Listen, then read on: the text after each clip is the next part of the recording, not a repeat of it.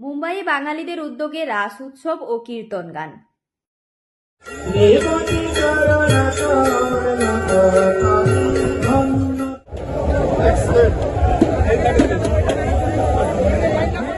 হিন্দু ধর্মীয় উৎসবগুলির মধ্যে অন্যতম একটি হল রাস উৎসব, যা কার্তিক মাসের পূর্ণিমা তিথিতে পালন করা হয়ে থাকে।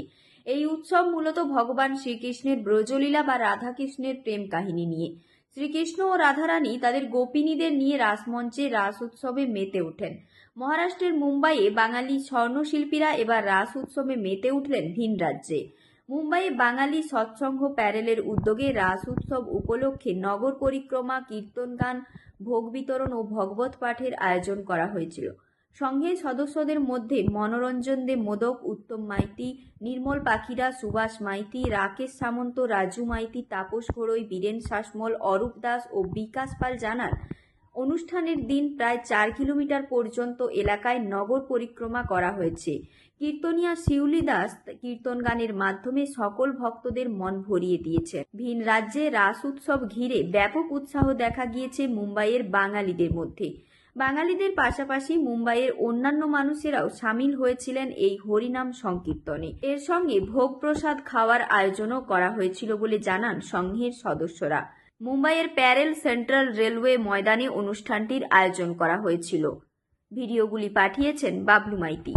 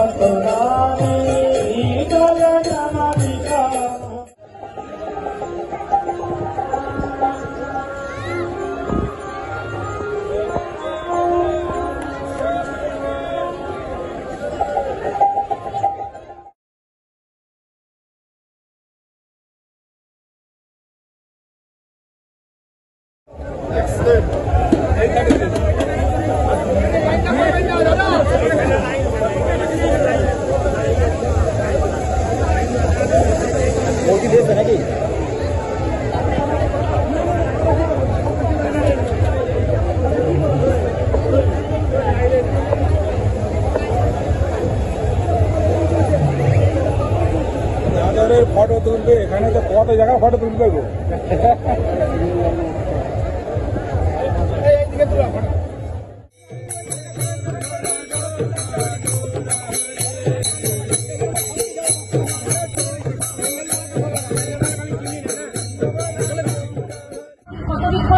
যখন ভগবানকে নিয়ে ছুটছে, ভগবানের শরীরে ঘাম হচ্ছে, সেই ঘামকে যখন হরিদাসের গায়ে পড়ছে, সর্বাঙ্গ সব কত বিলীন হয়ে গেল।